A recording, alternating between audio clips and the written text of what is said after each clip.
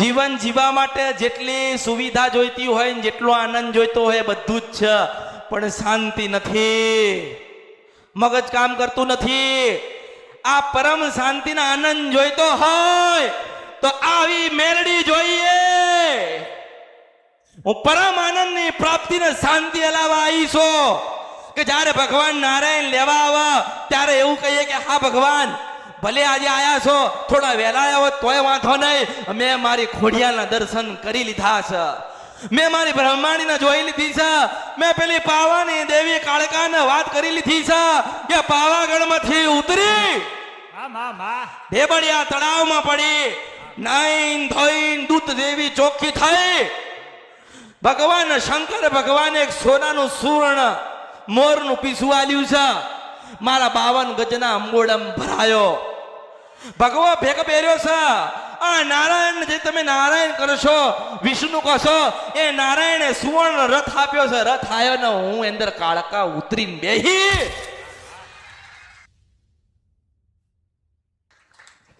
આ ભૂમિ એટલે યોગ ભૂમિ કહેવાય, તપવાળી ભૂમિ કહેવાય. અહીંયા 3 મળે છે, એક રોગી, જોગી ને ભોગી. અને આ છે ને આ ઋષિનો દેશ કહેવાય અને કુશીનો દેશ કહેવાય. એટલે આને શું કહેવાય? યોગ ભૂમિ. સાત દરિયા પાર જાવ એટલે ભોગ ભૂમિ કહેવાય. મને મેરડીનો ઓળખો તો ઓળખાય. આજે પણ દેવ છે, ભગવાન છે, માતાજી છે, બધું છે. દિવસના રાતે થાય ને રાતની દિવસ કરવા તૈયાર છે. એવો મરદનો લાલ આવન ત્યારે થાય હું મેલડી છું. રસ્તે રજડતો કોક જતો હોય ને એવું કે મેલડી હોય તો મને પ્રમાણ આપ. એ તારા બાપના બાપના બાપના બાપ નતા 4 ની પેલા પાવાગઢમાં બેઠી.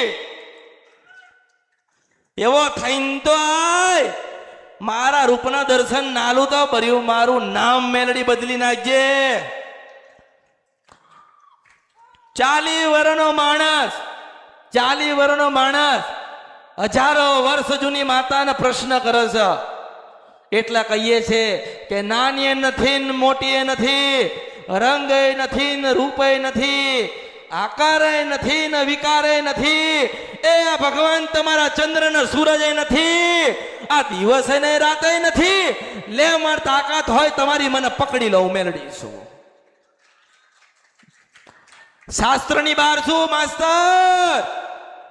હું નિરાકાર નિરંજન મેલડી છું. મારો કોઈ આકાર નથી ને વિકાર નથી. દિવસે મારા માટે ન થઈ અને રાતે મારા માટે નથી. મારા માટે એક જ છે, મારો ભક્ત અને આ મેલડી. 2 જ છે, હું ને મારા ભક્તો. મને નશો છે મારા ભક્તોનો, મારા ભક્તોના મેલડીઓ પર ગર્વ છે. મને ઓળખો તો ઓળખાય. જેના મેલડીની પાસે જવાબ જોઈએ ને એને શાસ્ત્ર વાંચીને આવવાનું. હું મેલડી છું. મેં કીધું ને દિવસ નહીં, રાતે નહીં, ચાંદો નહીં, સૂરજ નહીં, કશું જ નથી. કશું જ નથી, નથી, નથી, નથી, નથી, નથી. આનો મતલબ, આનો અર્થ મને ખાલી કહો. કોઈને મળશે? કોઈ જગ્યાએ લખ્યું નથી કે ચાંદો નહીં, સૂરજ નહીં. અમને તો ચાંદો ને સૂરજ બે દેખાય છે. તો માતા એવું કેમ કહે છે કે ચાંદો નહીં, સૂરજ નહીં, દિવસ નહીં, રાતે નહીં? કે ને દેવનો કોઈ આકાર અને વિકાર નથી. કોઈ મેલડી એવું કીધું તું માસ્તર કે હું આવી લાગુ છું? કોઈ મેલડી લખ્યું? ભગવાન શંકર ભગવાનના તમે કોઈ ગ્રંથ હોય જૂનામાં જૂના તો વાંચો. કોઈ જગ્યાએ કીધું છે કે હું આવો લાગુ છું? શું કે ખબર છે? નિરંજન નિરાકાર. આટલો આકાર છે ને આટલો વિકાર છે. આનો ઓળખી લો ને તો કે ઓળખો તો ઓળખાય. હવે આટલી વસ્તુ આપણે ઓળખી નહીં શકતા. તમે એવું વિચારો ને કે આપણી ખોડિયાલ આવી લાગતી હશે, એને તમે જો તમે બેભાન થઈ જાવ એવા લાગે છે હું મેલડી છું. એવું તેજ છે એનામાં, એવું તેજ છે એનામાં. પણ એ જોવા માટે શું જોઈએ? મનની આંખો જોઈએ, ભક્તિનું સ્મરણ જોઈએ. એ આપણી પાસે ક્યાંથી આવશે? કોણ લાવશે? માણસ ભૂલો પડતો જાય. પહેલા પેલી મેલડી પાસે જતો તો હવે અહીંયા આવ, અહીંથી પછી કે ત્યાં જઈશું. અરે હું તો એવું કહું છું કે દેશ છોડીને તું વિદેશ જતો રહે. જા, હાથ દરિયા પાર જા, 7 દરિયા પાર જા, તો ખબર પડે ને. આજ ભૂમિઓ પર, આજ દેશમાં ગંગાઈ છે, સરસ્વતી છે, અને કૃપા દેનારી આપણી કુળદેવી છે. જાઓ, જઈને પેલા ધોળિયાઓ જઈને પૂછો તમારી કુળદેવી છે? એમને એમના બાપની ખબર નથી કે અમારો બાપ કોણ હતો, અને આપણને ખબર છે કે આપણો કયો બાપ રાજપરાની ખોડિયાર લાયો હતો. આપણી માના બાપના નામ છે ખબર છે ને? એમને એમના બાપની ખબર નહીં કે અમારો બાપ કોણ હતો. એટલે આ જવાબ છે મારા કે ખોડિયાર કોની દીકરી હતી એનો ઇતિહાસ પડ્યો છે ને. કોના ઘરે જન્મ લીધો એ ખબર છે ને. માનું નામ શું હતું ને પિતાનું નામ શું હતું એ ખબર છે ને. દોડિયાને 7 દરિયા પાર ખબર નથી. હું મેલડી છું. એવો મારવા દેશ છે એવું કેજો. એને બધું બનાવ્યું, પણ માની મમતા મારા ભારત દેશમાં મળે છે. હું મેલડી છું. એને એવું કહેજો માની મમતા છે ત્યાં આપણા દેશમાં હોય, આ દેશમાં હોય. કારણ કે ગંગા અહીંયા છે, કાળકા અહીંયા છે. માતાઓ મૂર્ખ નથી કે એને એવું કીધું કે અહીંયા જગ્યા પર મારે બેહવું છે. એનું તો બધું એનું જ. સર્વ સૃષ્ટિ એની બનાવેલી. સર્વ સૃષ્ટિના જીવ માત્રને જન્મ માનનારા એ લોકો છે. આપણે અહીંયા આવ્યા તો શું કર્યું? મિલકત ભેગી કરી, દીકરાઓ લાયા, દીકરીઓ લાયા, દીકરા પરણાયા, 3 દીકરા થયા, 3 દીકરા પરણાયા, 3 વહુઓ લાયા, 3 મકાન લેવાના ને. પછી એમના દીકરા થાય ને ભણવા મૂકવા જવાના. બપોરે 12 ને 12 પછી લેવા જવાનું. પતી ગયું. 65 હવનો માણસ 60 કે 70 કાઢશે. હવે તમે વિચાર કરો, અહીં દરેક બેહેલા માણસો છે ને બધાની 45 જ છે. હવે રહ્યા કેટલા? 15 વર્ષ. 15 માં 5 કાઢી નાખવાના, 10 વર્ષ. 10 વર્ષ છે ને. ચલો 10 નહીં, તમને બીજા 10 આલ્યા તો કે 20 થયા. તો યાદ રાખજો, 20 વર્ષ પહેલા, 20 વર્ષ પછી ભગવાનના ઘેર જવાનું છે.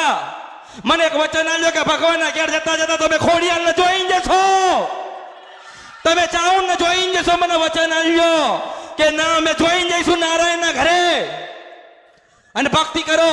અને હું બતાવવા ના આવું તો મારું નામ મેલડી નહીં. 20 વર્ષ જ છે. હવે કેટલા વર્ષ છે? 20 વર્ષ છે. તો 20 વર્ષમાં એવું શું કરીશું કે આપણને માં આપણી જોડે વાતો કરે? એમ કહું છું, બધું છોડો, બધું ત્યાગો અને માની ભક્તિ જતા રહો. એમ કહું છું.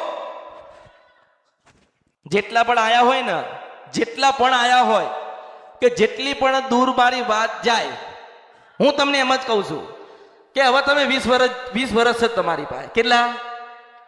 20 જ વર્ષ તમારી પાસે. બધું જોયું ને.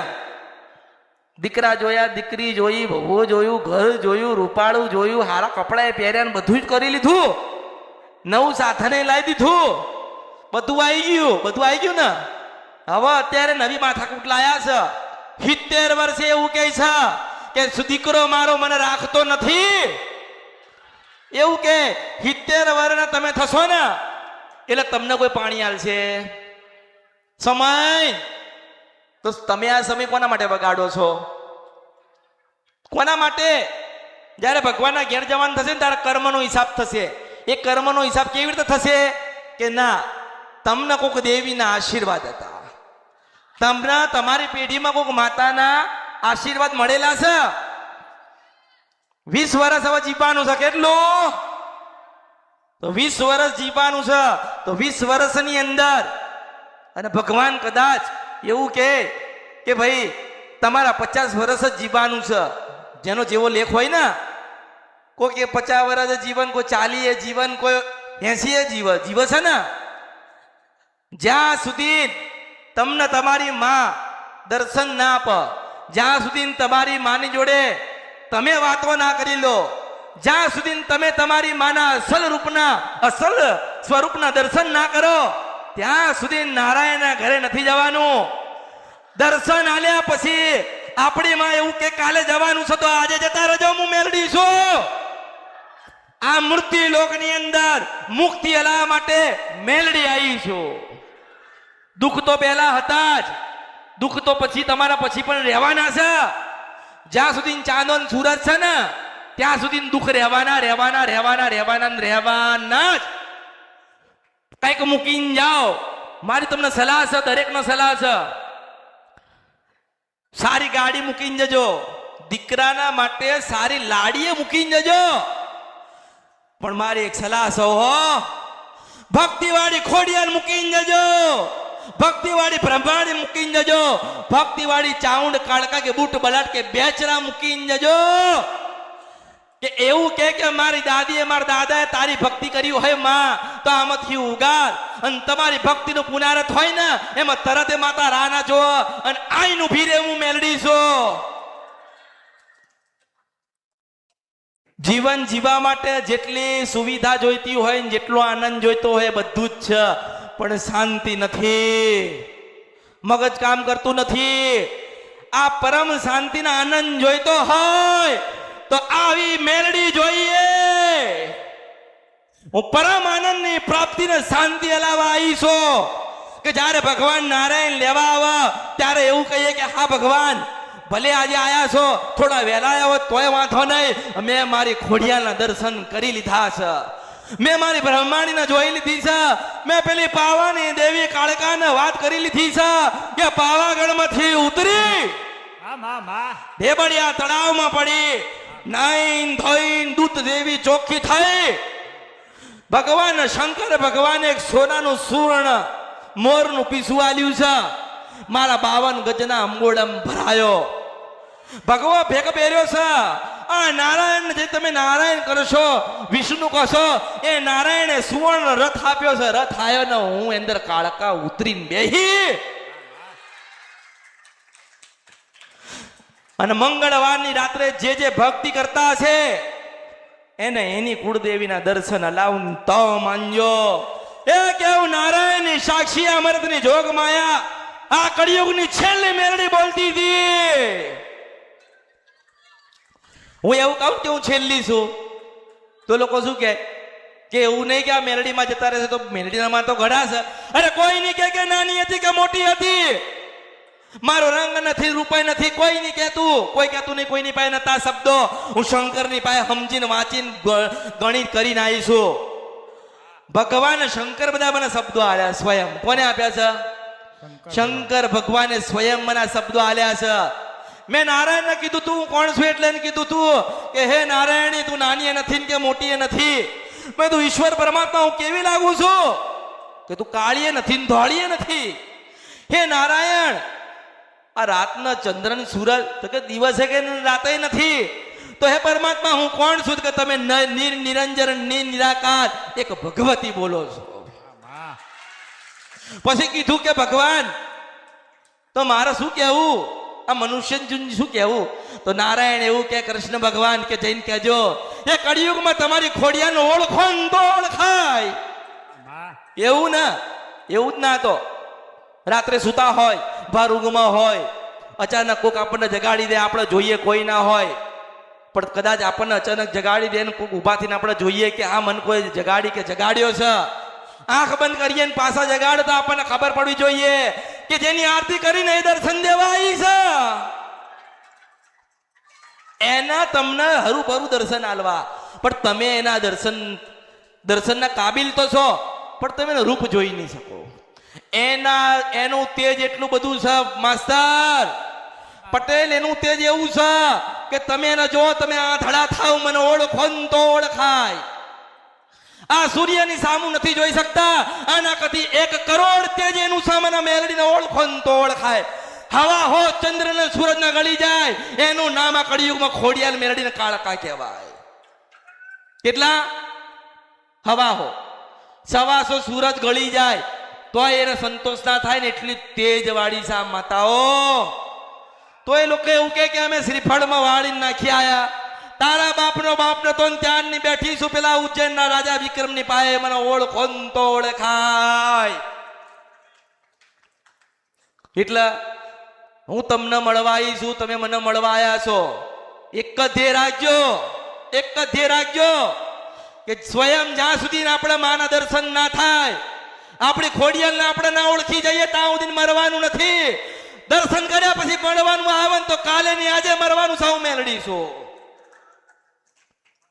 કોઈ આશા નહીં, કોઈ જ ઈચ્છા નહીં, કોઈ જ નથી. બસ પ્રાપ્ત થઈ ગઈ. જેને માતાઓને ભગવાન પ્રાપ્ત થઈ જાય અને એ માગે તો એ મૂર્ખ ના કહેવાય? મૂર્ખ કહેવાય, મૂર્ખ નહીં, મૂર્ખના સરદાર કહેવાય. એવું કહેવાય કે ગઈડા પેલા માતાજી પાસે પડદે વાતો કરતા માસ્તર પટેલ સાંભળ્યું તો હશે ને કે માતાઓ તો કે પડદે વાતો કરે, હું કળિયુગમાં હામો ઊભી રાખીને વાત ના મંડાવો. એ તમારી મેલડી નહીં, તારો ને મારો તો 500 વર્ષ જૂનો ઇતિહાસ પડ્યો છે. મને ઓળખો તો ઓળખાય. માતાઓ તો પડદે વાતો કરી અને માતાઓએ તે લોકોના કામ કર્યા. પડદેવી કેવી લાગતી હોય એ તો એવું કોઈ કે એવી આશા રાખો ને કે આપણી માં આપણને દર્શન દે. હવે માં દર્શન દે ને પટેલ તો કે મારા દીકરાને પરણાઈ દે ને માં. હે માનું કામ છે. જેને જન્મ આપ્યો છે મારવાનો અધિકાર એનો એનો એનો એનો એનો એનો જ. સમજતા નથી. હવે તો હું બધું લખાવું ને અને ઘરે ઘરે પુસ્તકો જાય અને વાંચન જ્ઞાન લે તો બરોબર છે. બાકી તો બધું હવામાં જાય. ક્યાં જાય? બધું હવામાં જાય. શું આયા, શું ગયા, ક્યાં ગયા તા? એ ખડોલ ધામ. શું લાયા? કશું નહીં. તો તમારા અવતારમાં ખોટ પડ્યો કહેવાય. કે ક્યાં ગયા તા? કે ખડોલ ધામ અમૃતની મેળડીને મળવા. કે શું લાયા? અમારી માનો પ્રેમ લાયા છીએ. શું લાયા? અમારી માની ભક્તિ વધાય એવું જ્ઞાન લાયા છીએ. કે શું સમજાયા? કે મરતા મરતા ખોડિયાના દર્શન કરવાના છે એવું સમજાયું છે. આપણે કેવા લાગીએ છે ને એ તો એને ખબર છે. એને ખબર છે ને હવે સમય કેવો આવ્યો ખબર? એ કેવી લાગે છે ને એ જોવાનો સમય આવ્યો. આપણે માને કહીએ કે અરે માં તું આવી લાગતી હતી. બધા ચિત્ર દોર્યા ને, જોગણી આવી, ભગવાન આવા, મેલડી આવી, બહુ સુંદર છે ને બહુ રૂપાળા છે. પણ એને જોવું હોય, એને સમજવું હોય તો આ જે હૃદય કહેવાય ને, હૃદય જે ધબકાર આલે છે એ જ્યારે જ્યારે ધબકા ને ત્યારે ત્યારે ખોડિયાલ, કાળકા, મેલડી, બ્રહ્માણી, ચાઉંડ, આ હૃદય જ્યાં સુધી બોલે નહીં ને દેવીનું નામ ત્યાં સુધી દેવી નહીં આવતી. મને ઓળખો તો ઓળખાય. કઈક ન્યાલ થઈ ગયા. જેના જેના માતાજી મળ્યા ઇતિહાસમાં વાંચો, જેને જેને માતાજી મળ્યા એની ભક્તિથી મળ્યા હતા ને. હું કેવી રીતે મળી? અમૃતની ભક્તિ કી ભાવથી, એના ભજનથી કે એના વિશ્વાસથી હું એવી રીતે જ મળી ને. જો અમૃતે મને પ્રાપ્ત કરી તો તમે તમારી રાજાપરાની ખોડિયાલને કેમ નથી કરતા? મને આ દુઃખ છે, મને આ વાતનું માસ્તર દુઃખ છે. આ વાતનું દુઃખ છે કે દીકરા તો થયા બે પણ કાળકાનું ભજન નહીં થતું. આ વાતનું દુઃખ છે. હે એમ એટલે તમારી મા વગર તમારું ઉદ્ધાર નથી નથી નથી નથી નથી. જ્યારે પણ હું બોલીશ, જ્યારે પણ મારે બોલવાનું આવશે ત્યારે કાયમ કહીશ કે મંગળવારનો ઉપવાસ કરજો, કુળદેવીના મઠે મંદિરે જજો, બધા જજો. માના માટે કશું ના લઈને જાઓ તો કઈ નહીં, પણ ભાવ એવો લઈને જજો કે હે મા તને મળવા આવ્યા છીએ અને તમને સપનામાં મળવા આવે ને તો માનવાનું એ કળિયુગની પ્રથમ મેળડી આવી હતી.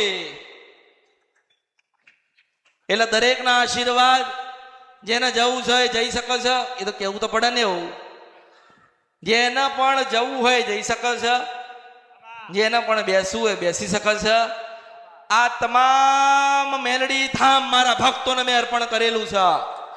આમાંથી એક ઈટ પણ મારી નહીં, મારી વસ્તીની નહીં, મારા સેવકોની નહીં, આ પટેલ કે માસ્તર જે પેલા હામાં સેવા કરે છે કોઈની નહીં નહીં નહીં નહીં. આ ધામ મારા ભક્તોનું છે. હું મેલડી છું.